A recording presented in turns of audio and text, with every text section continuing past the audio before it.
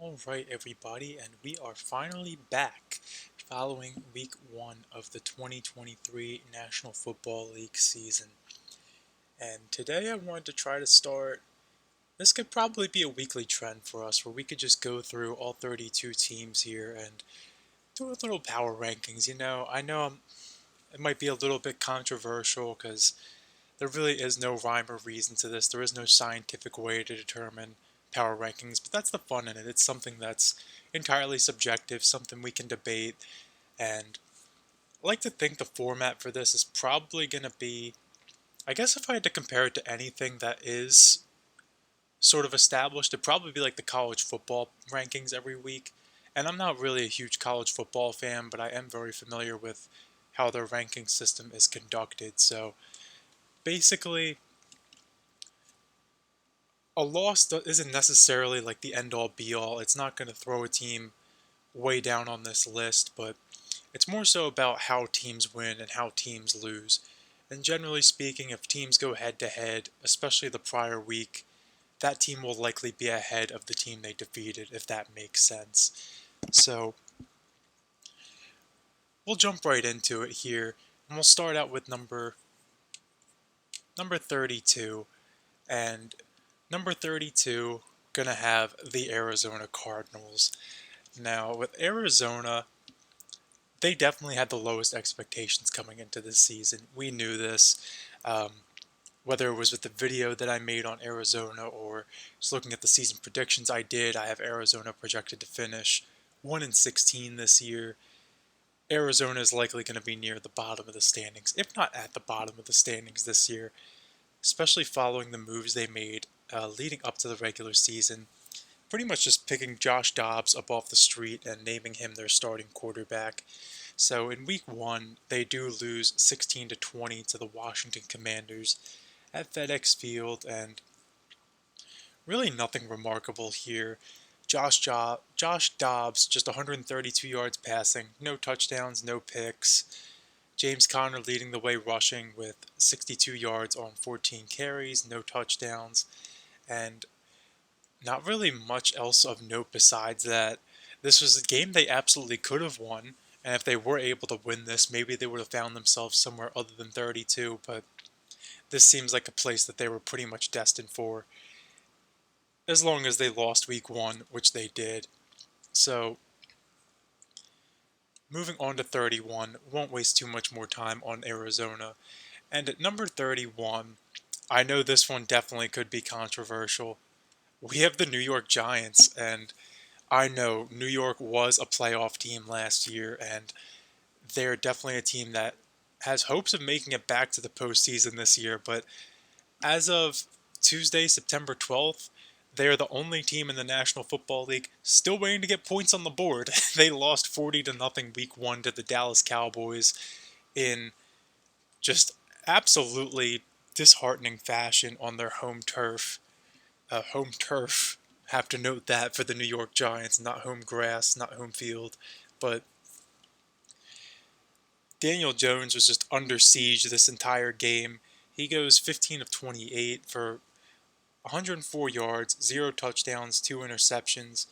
Saquon Barkley just manages 12 carries for 51 yards. In fact, Daniel Jones actually rushes the ball one more time than him. He rushes it 13 times for 43 yards. Their leading receivers, Darren Waller, 3 receptions for 36 yards. And looking at the team stats here, Daniel Jones gets sacked 7 times, so the Cowboys managed 7 sacks on the Giants' offensive line there. That's just absolutely backbreaking stuff. It seemed like every time Daniel Jones dropped back to pass, Dallas was just waiting for him.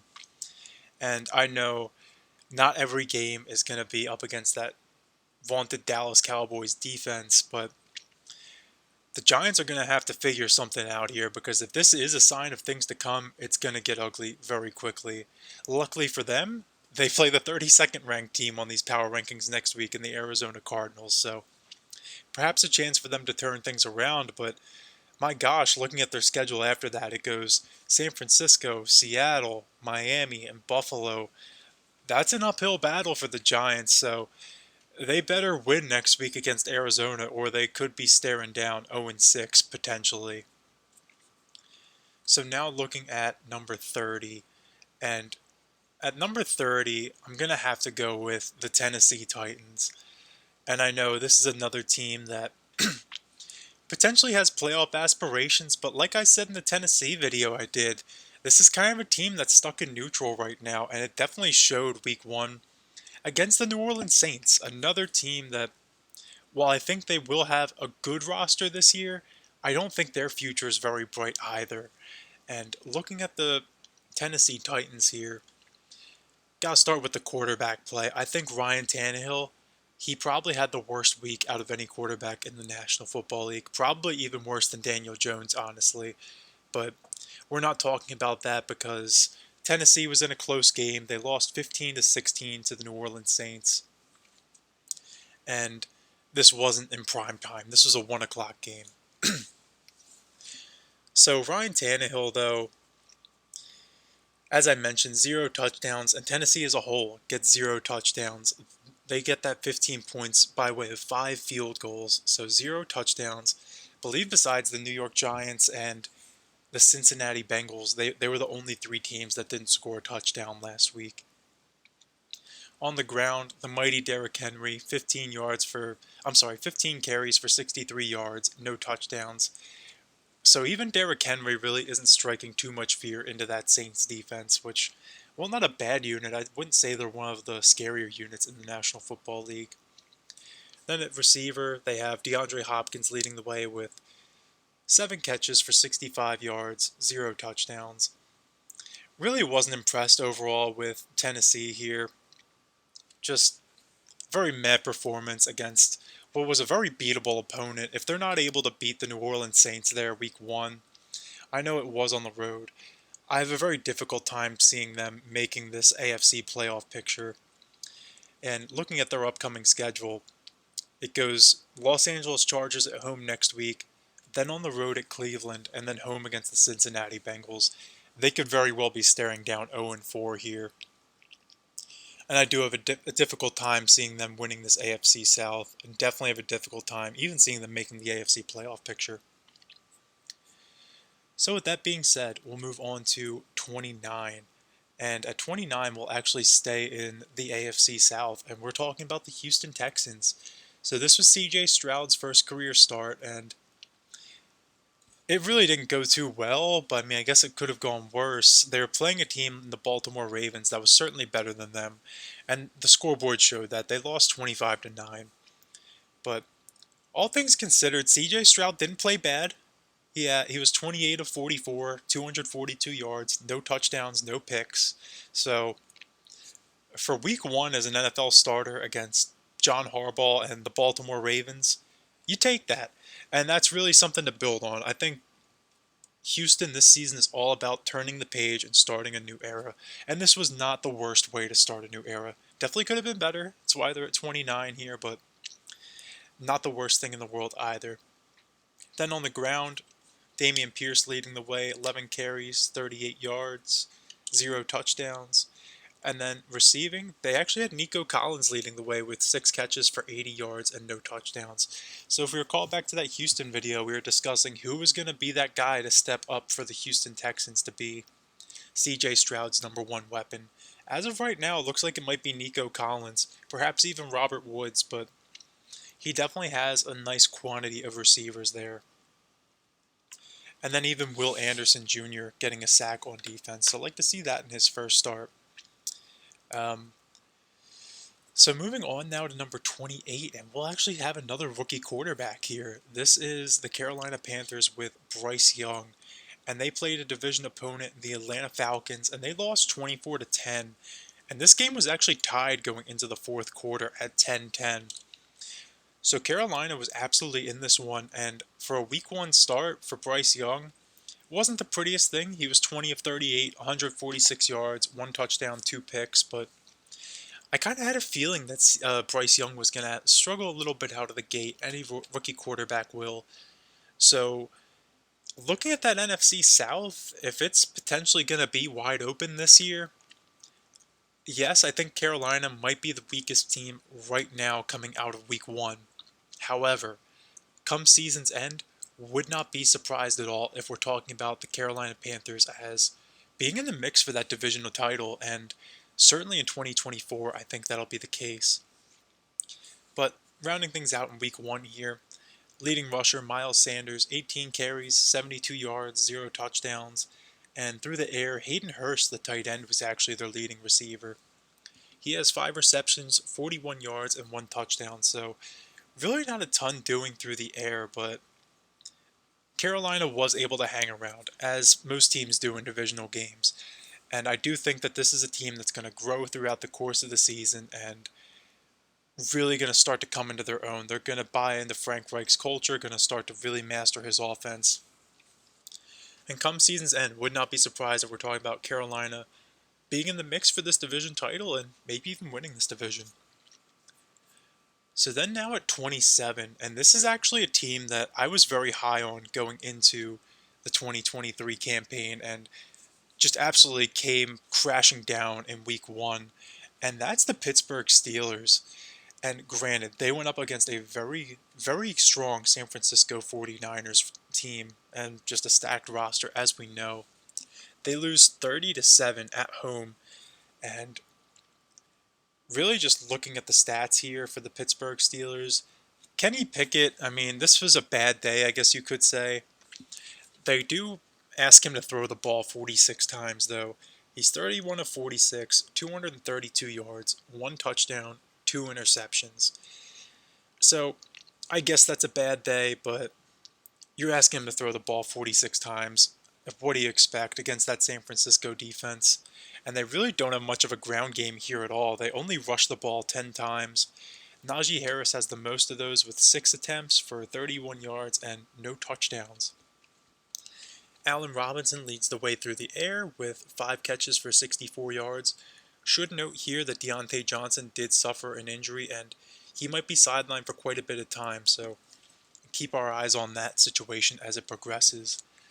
And for Pittsburgh going forward here, they get smacked in the mouth with the Cleveland Browns at home again week 2, so could be staring down an 0-2 hole with an 0-1 record in the division, and Cleveland already won week 1 as we'll see, so that could be a very good thing for the Cleveland Browns, could be a very bad thing for the Pittsburgh Steelers. So perhaps Pittsburgh could stay down here as this season progresses, although it's entirely possible that Pittsburgh rallies week 2, Mike Tomlin gets these guys up for this game, and maybe we're talking about the Steelers and Browns both being 1-1, but as of right now, have a hard time envisioning that after that 30-7 defeat. Pittsburgh just got absolutely manhandled by the San Francisco 49ers. So now at 26, and we're going to talk about the Chicago Bears here. And they lost to another division opponent here, the Green Bay Packers of the NFC North. And this was a game that really was kind of a statement game for Green Bay. I know Chicago didn't have the highest expectations in the world this season. They were the worst team in the National Football League last year. But there was definitely a lot of enthusiasm for this Bears roster, especially in Chicago heading into this season. And the Green Bay Packers just kind of dashed those hopes, at least for now. The Bears did show some flash. They were in this game. It was 38-20, so Chicago was able to score. It was mainly on the defense, and kind of reflecting of their off-season, though. As we know with the Bears, they were definitely a team that very much invested into this offense in the offseason, and they want to see what Justin Fields is made of. And as a result, the defense really didn't get the love that it probably deserved, and Jordan Love made them pay for that. No pun intended there, but the Packers end up winning this 38-20, and I think we'll see in these rankings that Green Bay really is going to move up here, because after that win, I think Green Bay is probably in the hunt for the NFC playoffs, but we'll discuss that when we get to Green Bay. Looking at the Bears, Justin Fields, 24 of 37, 216 yards, 1 touchdown, 1 pick, and he leads them on the ground as well. 9 carries, 59 yards, no touchdowns. And their leading receiver was Darnell Mooney, 4 receptions, 53 yards, and a touchdown. The shiny new acquisition DJ Moore, just 2 receptions for 25 yards, no touchdowns. So a little underwhelming there. And as Chicago moves forward here, they're going to have, let's see who they got next. So they get Tampa Bay next week, and then they follow that up with the Kansas City Chiefs and the Denver Broncos. And looking down their schedule here, it's not brutally difficult after that. So, I mean, maybe Chicago can hang around in this NFC if it's wide open. Because definitely the only game I'd say I could definitively chalk up as a loss between now and the end of October is the Kansas City Chiefs on Sunday, September 24th in Week 3. But other than that, some winnable football games, so I think we'll see as we go forward here. Are the Bears, was this matchup more about the Bears or the Packers? Are the Bears just a team that's going to easily get outmatched, or were the Packers just that good? So we'll see as we go forward with the Bears. Moving on to number 25, and I believe we have our first team that had a win in week 1 here, and that's the Washington Commanders. And granted, they did defeat the Arizona Cardinals, so it wasn't the most impressive thing in the world, but their defense was getting to the quarterback. Definitely, I mean, I know it's Josh Dobbs, but the defense was getting there. The pressure was getting home. The defensive front looked very impressive. And Sam Howell, I mean, he was competent. He did what he needed to do. He managed this game, rode the ship, and the Commanders came out with a W in front of the sold-out crowd. And looking at the team stats here, they got to the quarterback 3 times against Joshua Dobbs. However, they did allow 6 sacks to the Arizona Cardinals, so definitely was a little bit concerned about that Commanders offensive line going into the season. Only more so now after seeing that in week 1. But looking at their individual stats, Sam Howell, 19 of 31, 202 yards, a touchdown and a pick. I mean, you'll take that for Sam Howell. I didn't think he'd do much better than that. Honestly, I thought he'd probably do worse than that. On the ground, Brian Robinson, 19 carries, 59 attempts, 0 touchdowns. And through the air, Curtis Samuel leading the way with 5 catches and 54 yards for no touchdowns. So for Washington going forward here, things could definitely be interesting for them. They played Denver week 2, and Denver did lose week 1, but then they follow it up with the Bills and Eagles before then going up against the Bears, Falcons, and Giants. So Washington could string together a few wins in there if this defense continues to deliver. But I definitely have my concerns about Washington's offensive line going forward. And definitely noticed the performance in the trenches on the offensive side of the ball this week really kind of made or break some of these teams' fortunes. So moving on to 24, another team that got a victory, the New Orleans Saints. And as we mentioned, they defeated the Tennessee Titans 16-15 here. And Derek Carr, the big quarterback acquisition in the offseason, finishes 23 of 33, 305 yards, 1 touchdown, 1 pick. I mean, you'll take that all day from Derek Carr. And on the ground, Jamal Williams, 18 carries, 45 yards, no touchdowns. And through the air, Chris Olave looked absolutely fantastic. 8 receptions, 112 yards, and 0 touchdowns. Although Rashid Shaheed also with another 5 catches for 89 yards and a touchdown. So very nice for him. And then even Michael Thomas, 5 catches for 61 yards. So Derek Carr spreading the ball around. Definitely like to see that if you're a Saints fan. And then for New Orleans, let's see what their schedule looks like going forward here. So the Saints get the Carolina Panthers on Monday night next week, and that could definitely be an intriguing matchup. NFC South getting a couple of these division matchups out of the way early. Carolina already lost to Atlanta this week, as we know, but I mean, if Carolina could beat the Saints next week, that could go a long way. Or if they lose to the Saints and they have an 0-2 record in the division, definitely setting a tone of maybe this just isn't their year. This is going to be a learning experience for Bryce Young. I'm really kind of a shame they have to play 2 divisional games week 1, but for the New Orleans Saints, that's a prime opportunity for them to start out 2-0. And if they're serious about winning this NFC South and trying to make a playoff push, next Monday night, look no further. So then number 23, we have the Minnesota Vikings, and this was a team that actually lost this week, kind of surprisingly, to the Tampa Bay Buccaneers. And I know in my initial projections, I did predict that Tampa Bay was going to win this game, but then I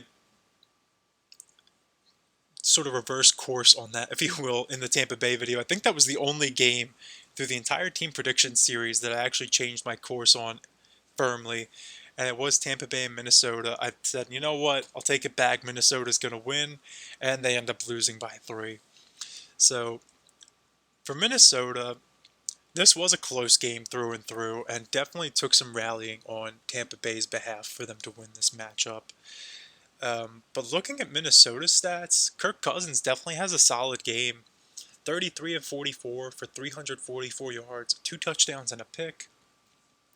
On the ground, Alex Madison, 11 carries for 34 yards, no touchdowns. It's definitely missing Dalvin Cook there.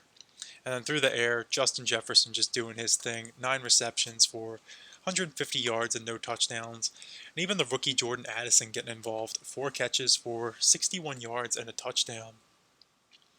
Then looking at Minnesota's schedule going forward, they have a quick turnaround playing the Eagles on Thursday night this week. So definitely in danger of dropping to 0-2. And then they play the Los Angeles Chargers in week 3.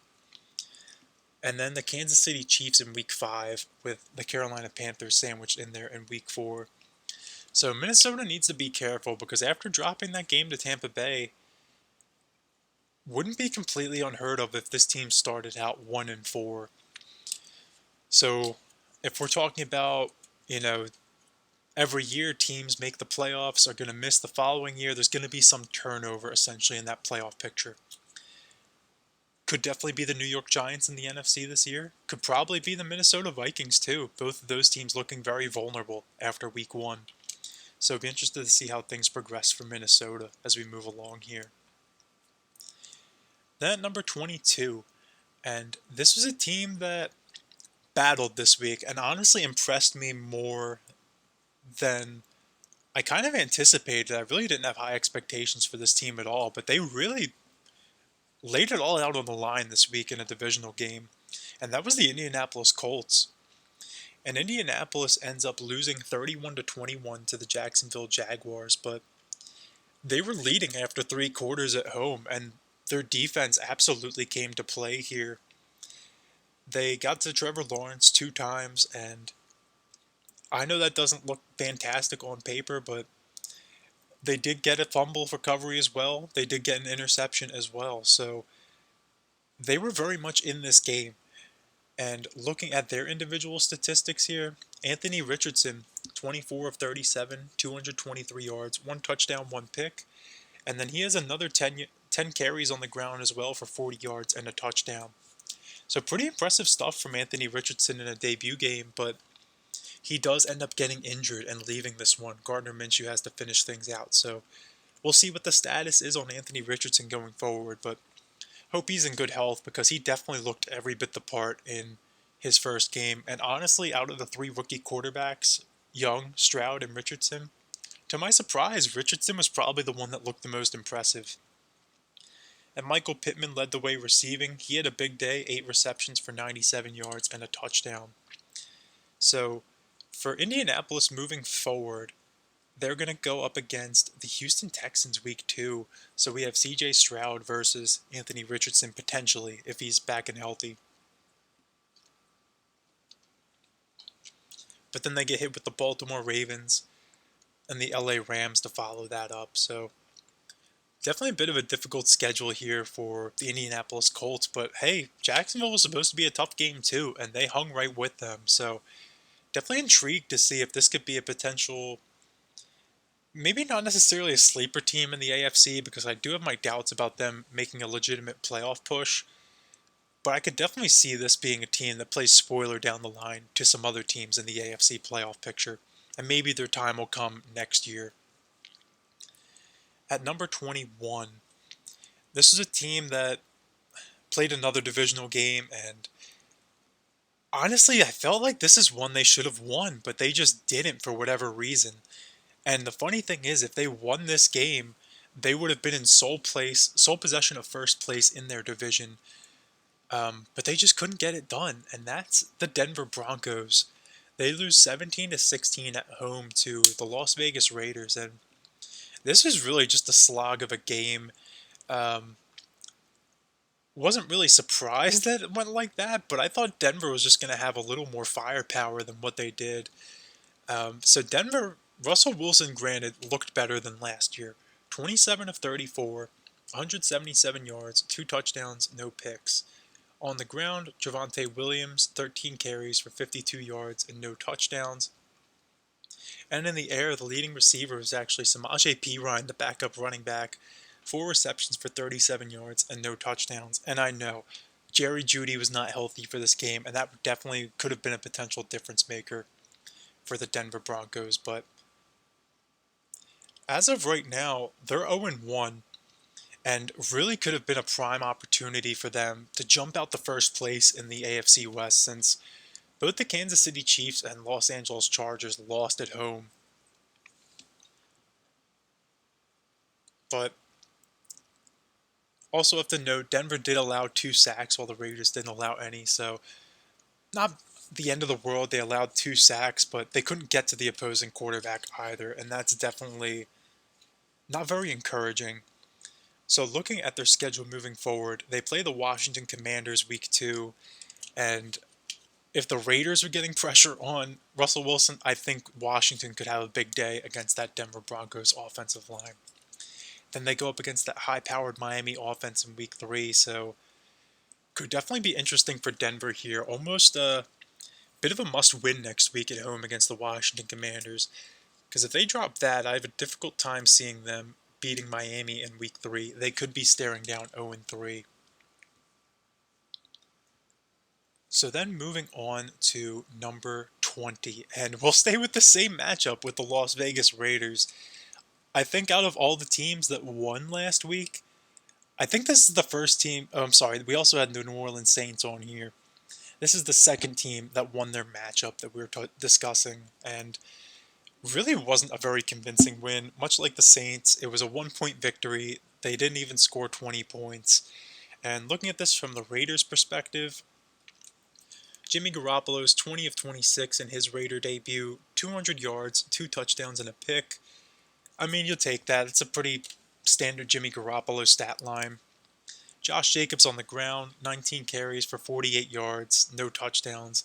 Very pedestrian numbers there for Josh Jacobs. Denver did a great job of containing him. Then in the air, it was actually Jacoby Myers stepping up. 9 receptions for 81 yards and 2 touchdowns. And that was largely because Pat Surtain was locking up Davante Adams.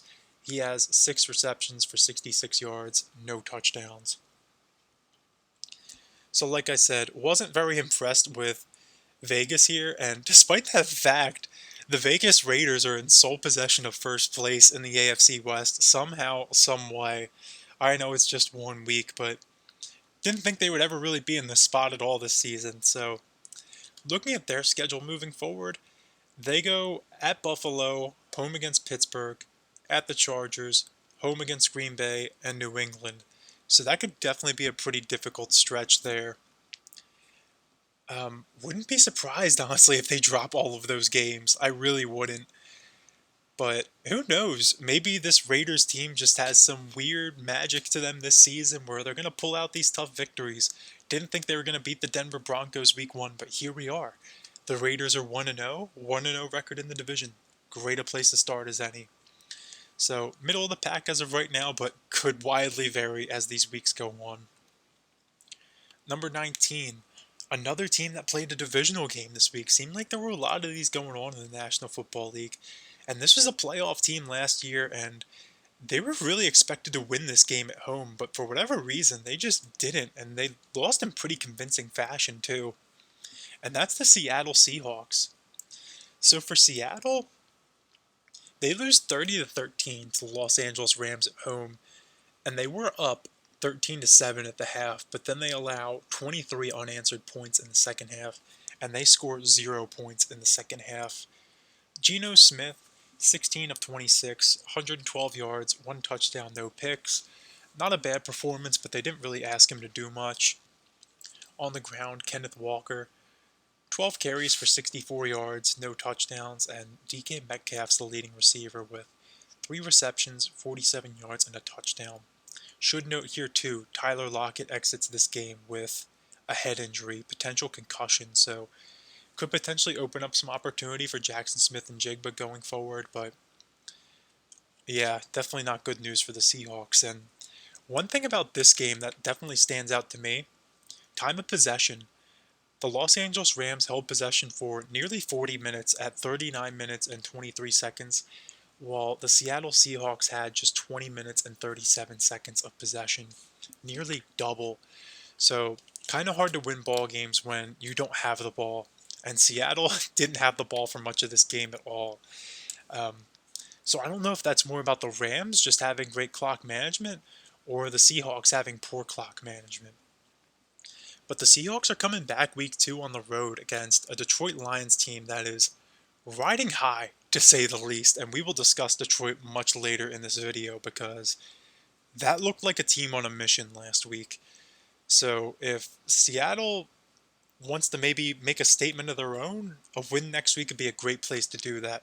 Otherwise, they might be staring down 0-2 with teams like the San Francisco 49ers and potentially even the Los Angeles Rams making a statement here early in the season. So again, we want to talk about NFC teams last year that made the playoffs, potentially missing this year. Seattle very well could be one, and I know it's 1 week, but much like with the Giants, this was a pretty convincing loss to a divisional opponent. Not at home at that, not a great place to start the season by any means. So moving on to number 18. And number 18, this was a team that, sorry, pardon that actually battled pretty well in their first week of the season here. And while they did lose at home to probably a superior opponent, I was very impressed with how much they battled and how close they really made this game when all was said and done. And that's the New England Patriots. Maybe it was Tom Brady being in the building, or maybe it was the fact that they just built a pretty solid roster. I said in the New England video, I was very enthusiastic about their roster. Granted, the team I compared them to is Pittsburgh, who got their doors blown off week 1, but New England ends up losing 25-20 to the Philadelphia Eagles. And at the start, I mean, the first quarter, it's 16-0 Philadelphia. It looks like this is going to be a blowout, but New England scores 14 unanswered points in the second quarter, and they keep it pretty close the rest of the way. Mac Jones had a very fine day for himself. He throws the ball 54 times, but he's 35 of 54, 316 yards, 3 touchdowns, 1 interception. Ezekiel Elliott's the leading rusher on the ground, 7 carries for 29 yards, no touchdowns. New England really didn't run the ball a lot. And through the air, Kendrick Bourne, 6 receptions, 64 yards, 2 touchdowns. He was definitely the go-to man for Mac Jones, along with Ramondre Stevenson, of course, and Hunter Henry both making their presence felt. So for New England, kind of how I expected this game to go, honestly. New England battled pretty well, but just outmatched in terms of talent when all was said and done. And it's unfortunate because you look at their upcoming schedule, it goes Dolphins, Jets, Cowboys, and granted after Monday night, it's quite possible they're able to beat the New York Jets there, but that's a tough next 3 games. And I'm not going to count New England out. Heading into the season, definitely the consensus was they're probably the weakest team in the AFC East. But we know they're a very well-coached team. That defense looked every bit the part on Sunday. And if Mac Jones can throw 300 yards and 3 touchdowns every week like that, man, New England could be a sleeper team in this AFC. Especially now with the news coming out of New York with the Jets on Monday. Well, technically Tuesday with the injury report on Aaron Rodgers. They could maybe slide their way up that AFC East pecking order there. And the Buffalo Bills are 0-1, so if they can win some of those head-to-head matchups in the AFC East, don't count out the New England Patriots. Very much looking forward to that Dolphins-Patriots matchup next Sunday night. So moving on to number 17. And this is a team that won a divisional game this past week and looked good. I mean, honestly, this is probably how I imagined this game was going to go. We already talked about the team that lost, and now we're talking about the Atlanta Falcons. So they won 24-10 over the Carolina Panthers. And looking at the Falcons stats here, Desmond Ridder didn't look bad. Didn't ask him to do a whole lot. 15 of 18, so very high completion percentage, although not a lot of attempts. 115 yards, 1 touchdown, no picks. But then on the ground, Atlanta had 2 running backs that looked fantastic this week. They had Bijan Robinson, of course, in his debut, 10 carries for 56 yards. But then they had Tyler Algier. Don't forget, Tyler Algier rushed for 1,000 yards last year. He has 15 carries, 75 yards, and 2 touchdowns. And then through the air, Kyle Pitts, 2 receptions for 44 yards leading the way. Really not a lot doing there. Have to mention Drake London, 0 receptions for 0 yards. Thank you, Drake London. Put him in the starting lineup for my fantasy team this week, but goose egg.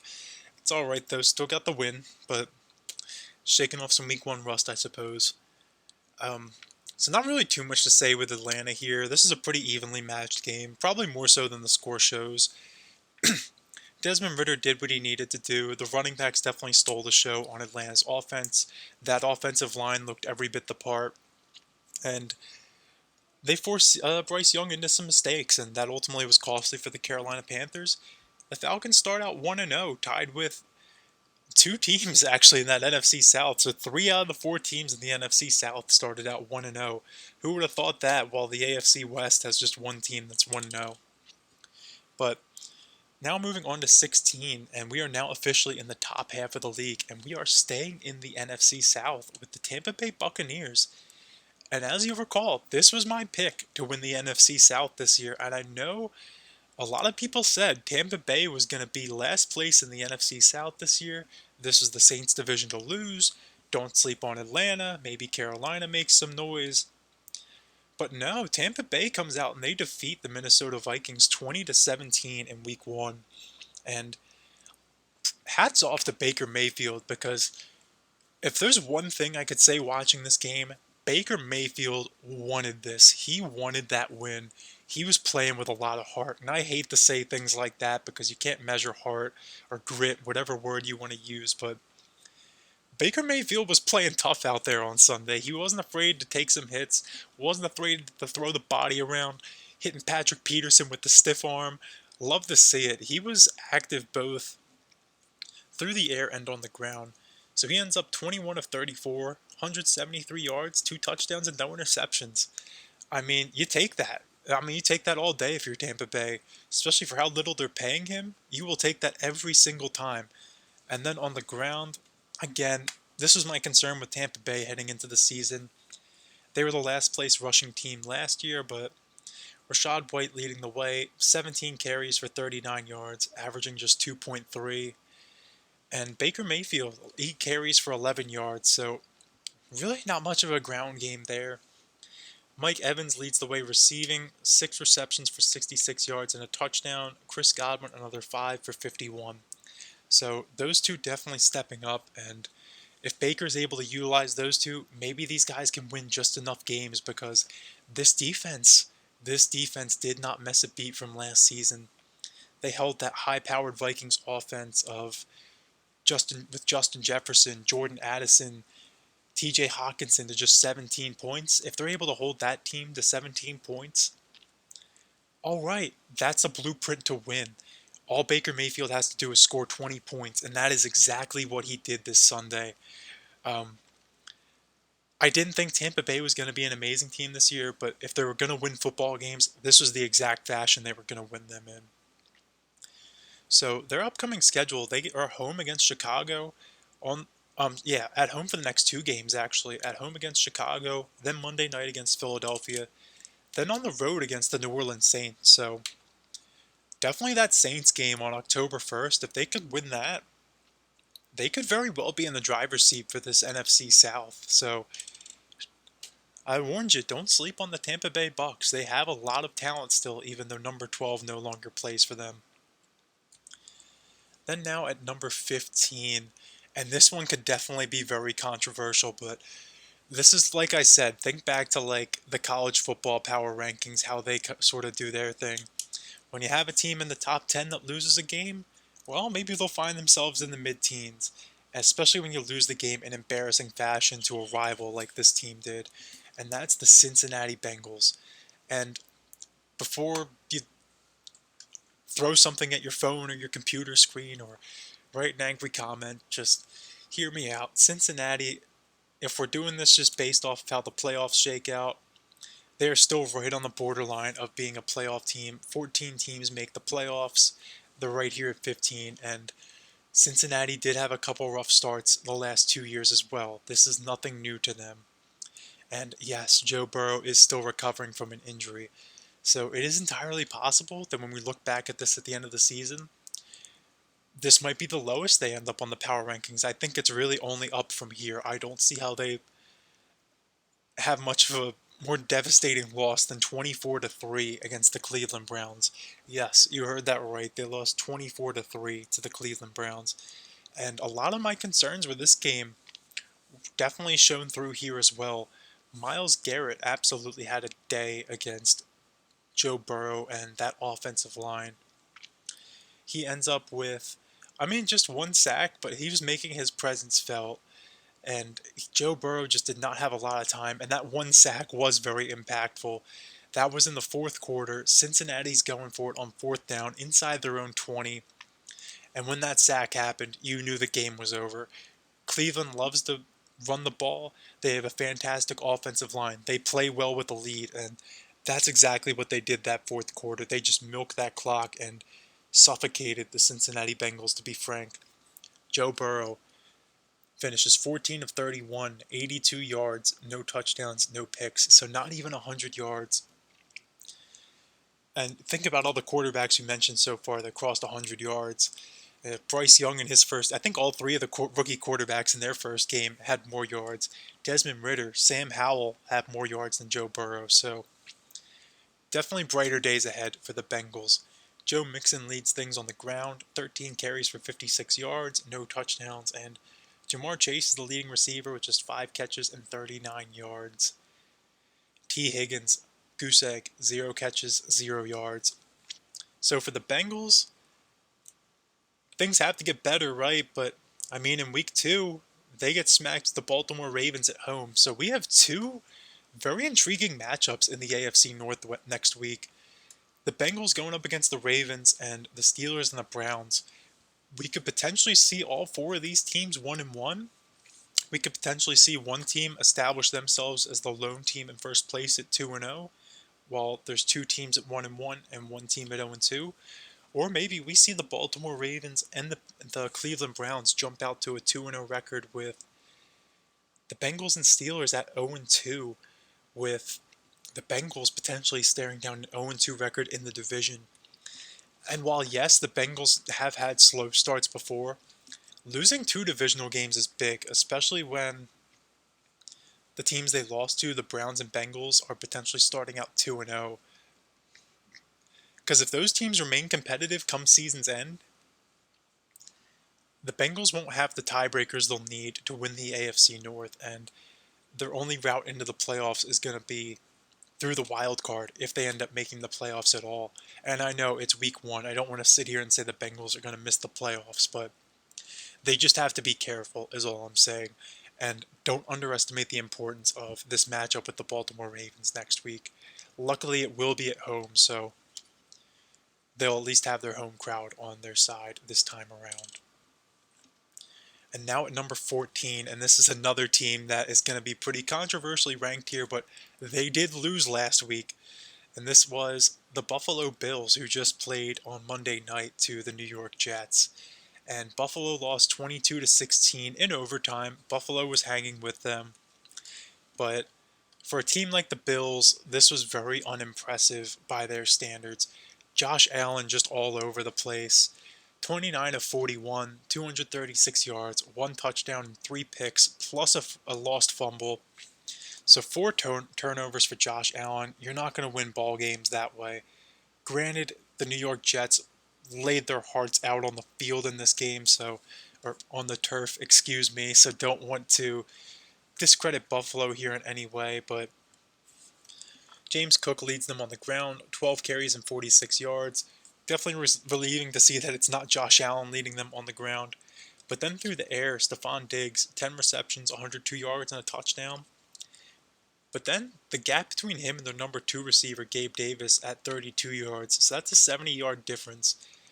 Definitely seemed like a repeat of last year when they're not throwing to Stephon Diggs. This offense really just doesn't have much to truly scare you as an opposing defense. And when you have somebody like Sauce Gardner that can match up on Stephon Diggs, you're going to be seeing 4 turnovers from your quarterback like we saw. So even somebody as great as Josh Allen, still very vulnerable here week 1. And then for the Buffalo Bills, let's see who they have going forward here. So the Bills actually get the Raiders at home next week, which should be a win. They go Raiders, Commanders, and then Dolphins. And that Dolphins game could be massive because whoever wins that game, I'd say would be in the driver's seat of the AFC East. But as of right now, the Bills need to play catch up. The Dolphins had a very nice win week 1. And much like with the Bengals, we're going to have to play some really good football teams with that first place schedule. So are the Bills. I mean, looking at the Bills' schedule here throughout the rest of the season, they have the Dolphins twice, of course, the Jaguars, technically the Patriots on there twice. I mean, those won't be easy. The Bengals, the Eagles, the Chiefs, the Cowboys, the Chargers, the Dolphins again. Like, it's not going to be an easy road for the Bills to repeat as AFC East champions.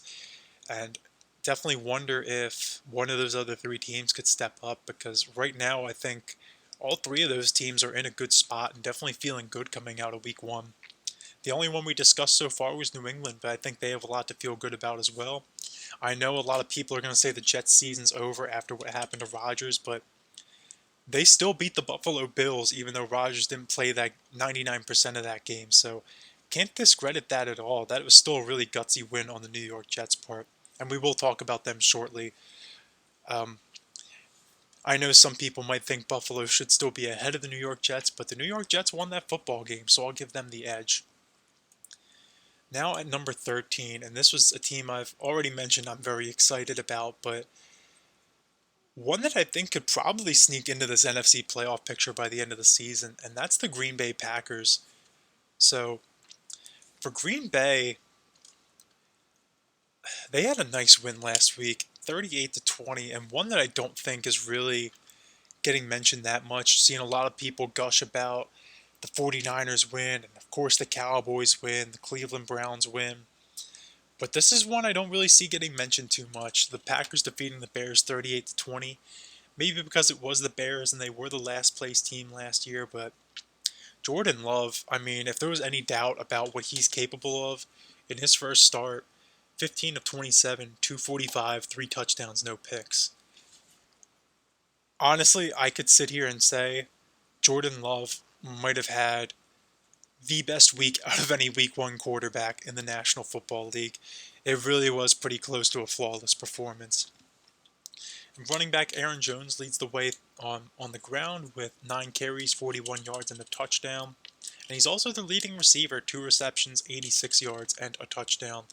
So looking at Green Bay's schedule moving forward, they go Atlanta, New Orleans, and Detroit, followed by, I mean, really even some winnable games after that. So don't be surprised if the Packers just start stringing together some wins and we look up in October, November, Green Bay's 5-1 or 6-2, 7-3. Like, that record just keeps on building as the season progresses. Like, they're going to drop the odd ball here and there, but they're going to end up just consistently winning more games than they lose, I feel like is how this team's going to go. And they're going to be hanging around by the end of the season.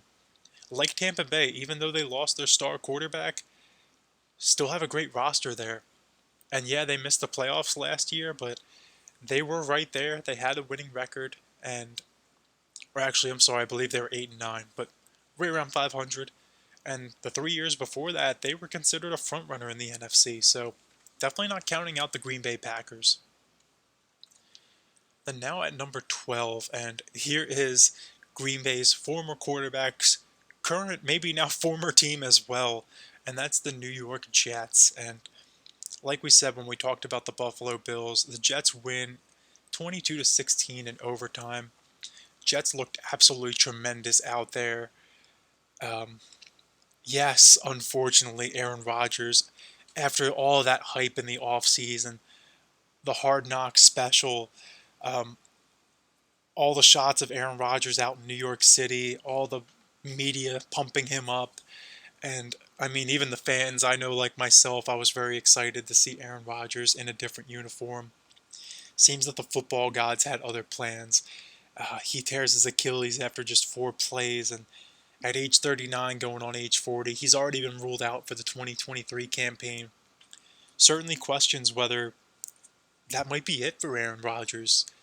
Is that his career? Is he just done? Because coming back from an Achilles injury at age 40 is not easy. But if anybody's capable of it, it's Aaron Rodgers. But looking at how the rest of the New York Jets did in week 1, Zach Wilson steps in and he doesn't do bad. 14 of 21, 140 yards, 1 touchdown, 1 pick. I mean, to take that. Breece Hall leading on the ground, 10 carries for 127 yards, no touchdowns. So Breece Hall did not miss a beat from last season. Coming back from his injury, he looked phenomenal.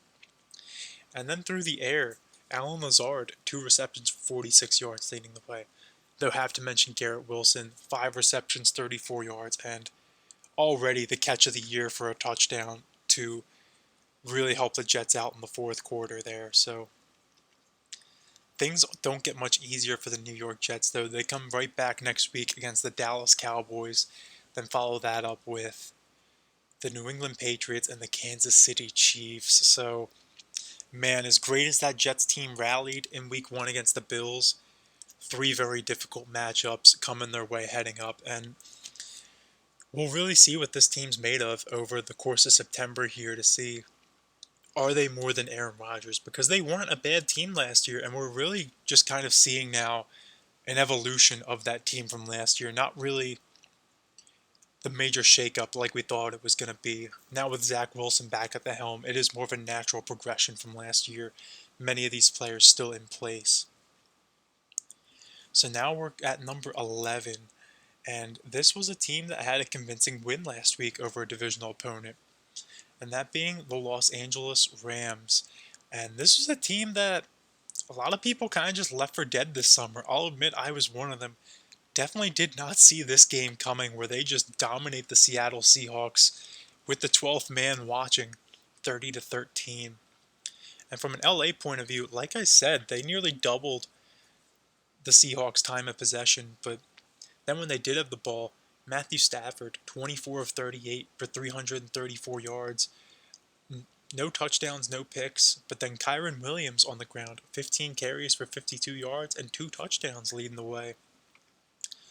And then through the air, they had Puka Nakua and Tutu Atwell. Who would have saw that coming, stepping up without Cooper Kupp, each with a $119 through the air, no touchdowns. So good job for those guys. And for the Los Angeles Rams coming up here, they get hit with the San Francisco 49ers at SoFi next week. So, I mean, hey, if the Rams are serious about just playing, playing spoiler or maybe even making a playoff run of their own, next week's as good a chance to do it, because all of a sudden the Rams would be in the driver's seat for the NFC West with tiebreakers over the 2 best teams in the NFC West besides themselves, the Seahawks and the 49ers. Then they get the Cincinnati Bengals on the road Monday night, week 3, in a Super Bowl 56 rematch. That could be a big game for both teams. And week 4, they get the Indianapolis Colts. So definitely intrigued to see how the Rams look in the next few weeks here. They could potentially be a team that kind of just hangs around in the NFC standings and maybe creeps their way into the playoffs. At the very least, now it looks like they could at least finish ahead of Seattle. Like, that's definitely a possibility now that they have the tiebreaker over them. Granted, they will play each other again later on in the season, but that's not going to be until November 19th. So at least until then, the Rams will have the tiebreaker on the Seattle Seahawks. So now in the top 10, and this was a team that just lost probably the game of the week last week, and can't really hold it against them. I think they just got outmatched, but as unfortunate as it is, this franchise just seems to be snake bitten for whatever reason. And watching this game, you could even tell just heading into the fourth quarter, even though they were in the driver's seat for a lot of this game, you just knew something was going to happen where they were going to find a way to lose. And that's the Los Angeles Chargers. I really hate to say that because I do like rooting for the Chargers, but they lose to the Miami Dolphins 36-34 at home. Justin Herbert 23 of 33, 228, one touchdown, no picks.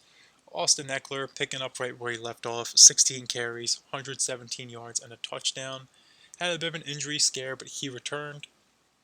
Then Keenan Allen, 6 receptions for 76 yards, no touchdowns, leading the way through the air. And this, like I said, this was probably my game of the week, hands down, last week. This was so entertaining to watch. Both of these offenses looked every bit as billed.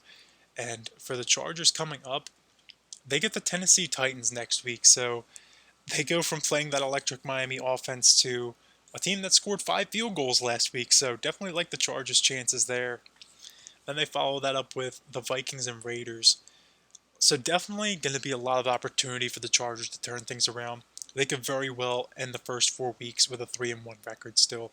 So I'm not too worried about the Chargers despite the fact that they lost, and I think the top 10 ranking is still justified. Now at number 9, this one might be controversial as well. This is probably, I think, the final team on here that lost their week 1 matchup. And maybe some people say have this team too high. Others would say, you overreacted. They might even be too low. But I have the Kansas City Chiefs here at number 9. And they played Thursday night, opening night, against the Detroit Lions at home. They lose 21-20. And the Chiefs were very much in this game all the way through. Definitely looked like Detroit had something going early, but then Kansas City rallied at the end of the first half to go up 14-7. But then Detroit just kind of ekes it out in the second half and gets just enough to break their way where they're able to pull out this W on the road. Jared Goff, 22 of 35, 250 yards and a touchdown. David Montgomery on the ground, 21 carries, 74 yards and a touchdown. And through the air, Josh Reynolds, 4 receptions, 80 yards, no touchdowns, along with Amon-Ra St. Brown for 6 receptions, 71 yards, and 1 touchdown. And I'm sorry, I don't know why I just listed off the Lions stats. We're talking about the Chiefs. I was excited about the Lions, so we'll discuss them too.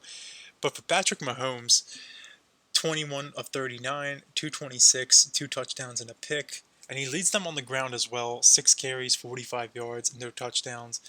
Through the air, Marquez Valdes-Scantling, 2 receptions, 48 yards, and no touchdowns. So you kind of see the problem there. Obviously, no Travis Kelce definitely hurt this team, along with no Chris Jones. And that's why I only have the Chiefs at number 9 here. It does look like both of those guys will be back for week 2 against the Jacksonville Jaguars, so I think that's going to go a long way for them. I do believe that both of those guys were healthy. Kansas City wins this matchup. But as of right now, Kansas City is 0-1. Maybe that's the wake-up call they needed, and they'll be able to turn things around. So the rest of their schedule the next few weeks here, they have a tough one week 2 against Jacksonville. But then they get the Bears week 3 and the Jets week 4 on Sunday night. So definitely going to have an ability to turn things around here. I am not too worried about the Chiefs dropping that opening night game, especially after seeing how the Cincinnati Bengals looked, how the Buffalo Bills looked. I'm not worried about it. And even the Los Angeles Chargers, despite looking great, ended up losing as well. So Kansas City really isn't even in too much of a hole in their own division. The only team that did win was the Las Vegas Raiders, and I have a tough time seeing them holding that position.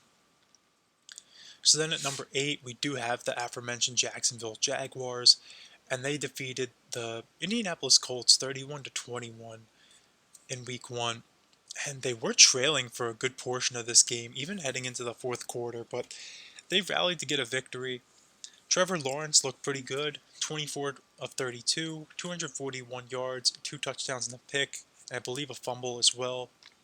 Travis Etienne leading the way on the ground, 18 carries, 77 yards, and a touchdown. And even Tank Bigsby getting a touchdown there as well. Nice to see that in his debut. And then Calvin Ridley back from the dead with 8 receptions, 101 yards, and a touchdown to lead the way receiving.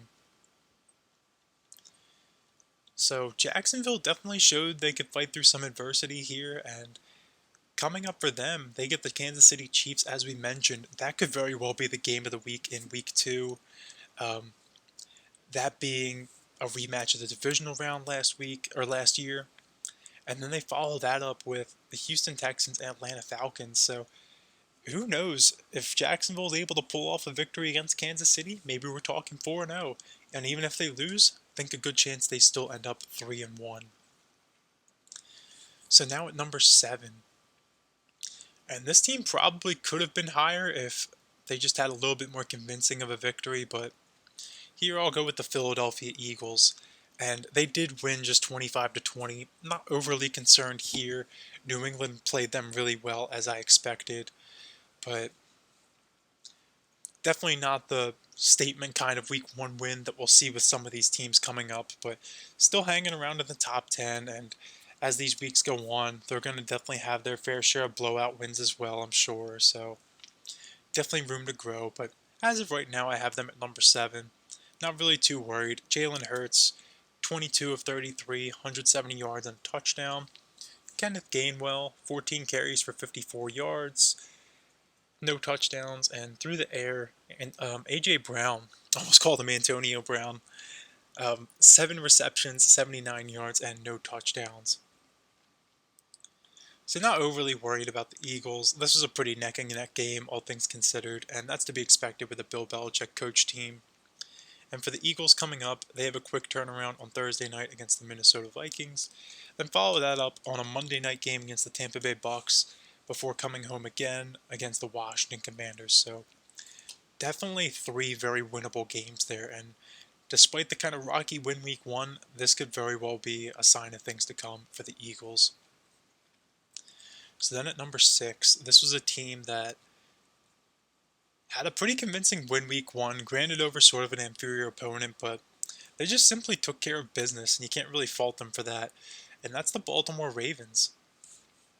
So Baltimore wins 25-9 against the Houston Texans, and Lamar Jackson, 17 of 22, 169 yards, no touchdowns and a pick. Not his best day through the air, and he leads them on the ground as well. 6 carries for 38 yards, no touchdowns. J.K. Dobbins actually tears his Achilles, much like Aaron Rodgers, and is out for the season after scoring a touchdown. But then through the air, Zay Flowers quickly establishing his presence in the National Football League. 9 receptions for 78 yards and no touchdowns, but man, definitely looks like he could be a game changer for that Ravens team.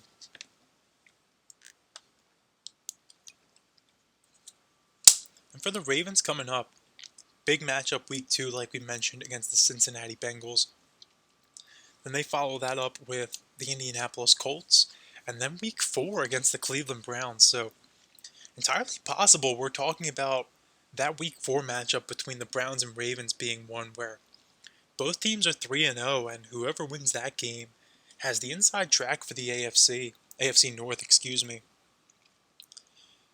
So, man, it's a shame that's a 1 o'clock game because that could be a really good one. But, yeah, definitely could be a big few weeks here for the Baltimore Ravens. Not going to count them out at all. Definitely been flying under the radar in the AFC at all times, it would seem. But I think Baltimore's got some big things ahead of them this year. And at number 5, I mean, I already kind of just accidentally broke down their stats a minute ago, so we don't need to do the same thing here. But that's the Detroit Lions with a statement win week 1 at Kansas City, Arrowhead Stadium over the Chiefs. Granted, the Chiefs didn't have their second and third best player in Travis Kelce and Chris Jones, but man, Dan Campbell really rallied these guys, and these guys look like a team that's serious about competing. I think between them and Green Bay, it's really going to be a dogfight for that NFC North. Um, and I know people are going to say, well, Minnesota, Minnesota too. Can't forget Minnesota, but I don't know. Minnesota has talent for sure, but I don't know if they're going to be there with Detroit and Green Bay at come season's end. And you have to keep in mind too, Minnesota's going to have to play the Philadelphia Eagles, the Tampa Bay Bucks, and the San Francisco 49ers. Actually, you can take the Bucks out of that because the NFC North's going to play the NFC South regardless. So, in their two spare games in the NFC, the Vikings are going to have to play the Eagles and the 49ers. But Detroit, I mean, they'll have to play Dallas and Seattle, which will still be tough, but I think that's a little bit easier. They play Seattle week 2, so we'll see next week how they fare there. I think they could very well take that matchup. But then even for Green Bay is going to play the Los Angeles Rams and the New York Giants, so those could end up being the difference. And of course, the head-to-head matchups. Don't know how I feel about Minnesota playing the Packers and the Lions head-to-head. So I think this is definitely a three-team race still for the NFC North, but the Lions and Packers definitely both impressed me week 1, so feeling very excited about both of those two teams. And Detroit really deserves it because they've just been so starved for success. And I will say that Detroit offensive line looked choice on Thursday night. They're going to be a fun offense to watch this year because of that unit alone. Just generated so many opportunities for the rest of that line. Or, I'm sorry, for the rest of that offense. Now at number 4. And this was a team that had probably the most exciting week 1, honestly, and that's the Miami Dolphins. This could be the most fun offense in the National Football League this season. And like we mentioned in the Miami video, it really comes down to health. If Tua Tagovailoa can stay healthy and on the field, and he has Tyreek Hill and Jalen Waddle out there, the sky is the limit for this offense, and they showed you what they can do on Sunday. They win 36-34 over the Los Angeles Chargers, and it seemed like every play was a highlight reel play. Tua Tagovailoa, 28 of 45 for 466 yards, 3 touchdowns and an interception. Raheem Mostert on the ground with 10 carries, 37 yards, and a touchdown. But then Tyreek Hill, talk about the game-breaking speed. 11 receptions for 215 yards and 2 touchdowns. Wow, wow, wow. I mean, I know it's week 1, and it seems like every year everybody loves to give their knee-jerk reactions for MVP so we can tout the next like great quarterback. We could talk about, I'm sure a lot of people wanted to talk about like Patrick Mahomes or Joe Burrow or Josh Allen, maybe even Aaron Rodgers, how they were all going to grow their legacies after week 1, how they had the inside track for MVP. And nobody can ever tell who the MVP is going to be after 1 week because we still have 16 more games to play. As of a couple of years ago, that's still a full season we have to play. But honestly, if you had to make me choose an MVP for the NFL right now after week 1, it's Tyreek Hill. It's Tyreek Hill. Um, I know it almost never goes to somebody who's not a quarterback. The last time that happened was 2012, but man, if Tyreek Hill's serious about breaking 2,000 yards this year and he ends up doing that, and we're talking about really no quarterbacks rising to the occasion here, because we saw some sloppy quarterback play this week, I'm not going to lie, especially all the big names.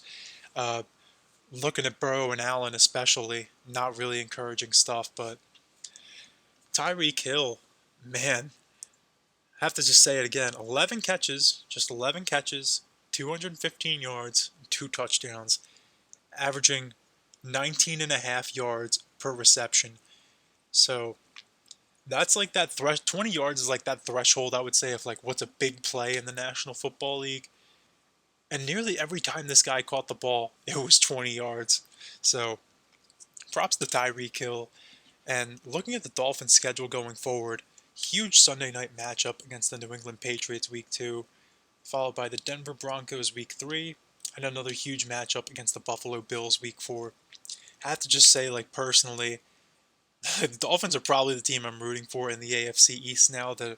Aaron Rodgers is done for the year, because they really are just a joy to watch, and love their uniforms, love their players, love their defense too, honestly. Once they get Jalen Ramsey back in the fold, I can only imagine how this team's going to look. So they have a chance to go 2-0 next week against a divisional opponent, drop them to 0-2. The Buffalo Bills, the team that's seen as probably the most talented in the AFC East, they definitely were the incumbent victor. They're 0-1 right now, and they're going to get them early in the season as well. Miami has a chance here to just put their foot on the gas, because some of these other matchups in here, very winnable. Week 5, Week 6 against the Giants and Panthers. Who knows, like Miami could go on a little run here, so definitely very excited for them. And I know in my projections didn't have them making the AFC playoffs, but I don't know. After Week 1, feeling a lot better. Definitely feeling a lot better. So, pulling for Miami. Love to see what they have in store for us as this season goes on.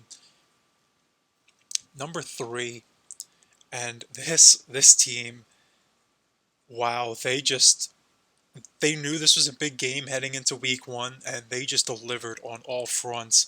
You could easily make a case that they should be number 1, honestly, but this is the Cleveland Browns. I mean, pretty much any team from here on, I think you could make the case for number 1. They win 24-3 over the Cincinnati Bengals at home.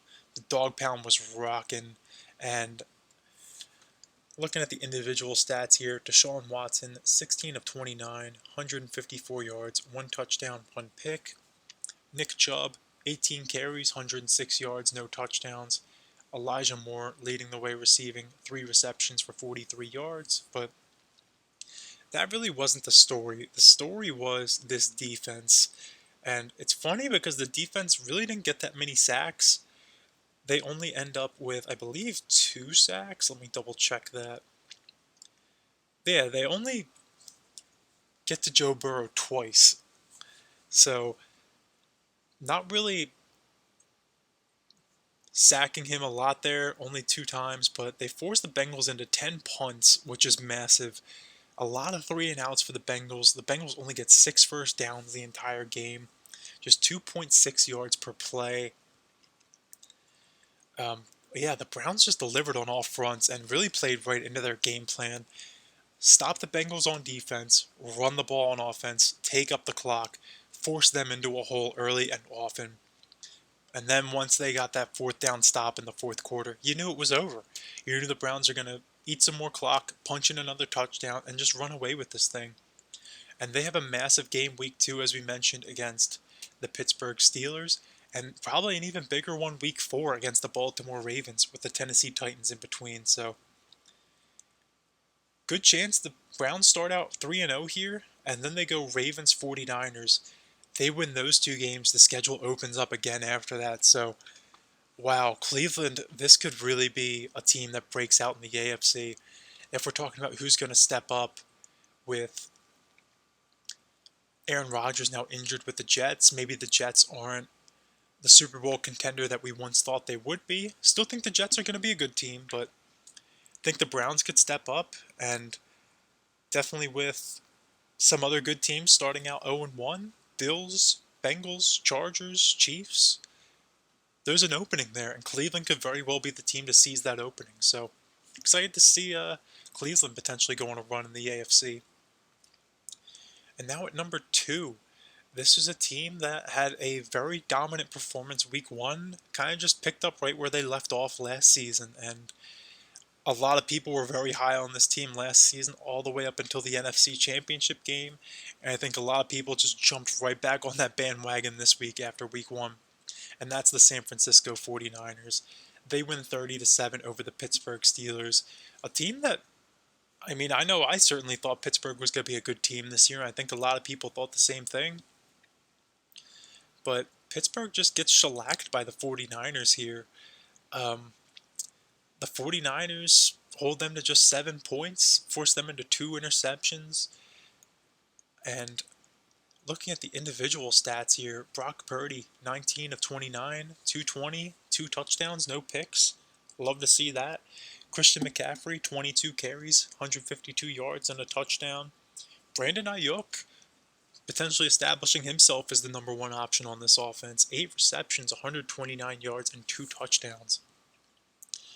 So, San Fran absolutely picking up right where they left off, and their next few games, Rams, Giants, Cardinals, there's 4-0. I mean, if they're playing like this, that's 4-0. But then week 5, we get a Sunday night matchup of the 49ers and Cowboys, and I mean, by process of elimination, you gotta know, that's our top 2 teams. So #1, the Dallas Cowboys, and that, assuming everybody's healthy, that week 5 matchup could really be something special Sunday night. But for Dallas, I know that some people might say, oh, well, how can you put Dallas at #1? I'll say, how could you not? They won 40-0 this past week. They just absolutely laid it on the New York Giants, the only team to shut out their opposition this week. Just absolutely went in there and embarrassed the Giants on national television. 40-0. I can't stress that enough. And the funny thing is, the Giants held the ball for 7 more minutes than the Dallas Cowboys. The defense was just that good. They get to Daniel Jones 7 times. And looking at the stats here, Dak Prescott, 13-24, 143 yards. He didn't need to do much because the defense was that dominant. Tony Pollard, 14 carries, 70 yards, 2 touchdowns. CeeDee Lamb leading the way with 4 receptions and 70 yards. So for Dallas going forward here, they got the New York Jets week 2. Should be a little easier without Aaron Rodgers now. Then they go Cardinals and Patriots, leading into that 49ers matchup. So, I mean, hey, for the league's sake, I would love to see a 4-0 Cowboys team against a 4-0 Niners team on that week 5 stage. I know the NFL is chomping at the bit for that one as well, but that could be a potential playoff preview yet again. These 2 teams met in the playoffs the last 2 years, and after week 1, they look like the 2 best teams in the National Football League right now. So definitely very excited for that one. So this is my first take at some power rankings for the National Football League here. Maybe we can make this a weekly thing. I think that'd be pretty fun. We could see how far up teams go compared to the week before, how far they fall down, where teams, and then at the end of the season we could see like where teams' high points were, where their low points were, like what their average rank was, like how the ranks compare to the standings. Bunch of fun stuff, and of course, it's all subjective. It's all my opinion. Didn't really look at much else going into this. Didn't really look at any other power rankings, so love to hear any thoughts out there. Am I an idiot for putting Dallas #1? Should Cincinnati and Buffalo be higher? Are the Giants too low? Let me know down in the comments, because definitely a wild week 1, and I think week 2 is only going to have even more in store for us. So maybe we'll put out some more content before then. Want to have definitely some more things coming out every week besides just what's going on right now. Definitely always fun to talk about what's going on right now, but we can mix in some throwback videos too, just to keep things fresh, keep things interesting. So look forward to talking to you guys in the next one.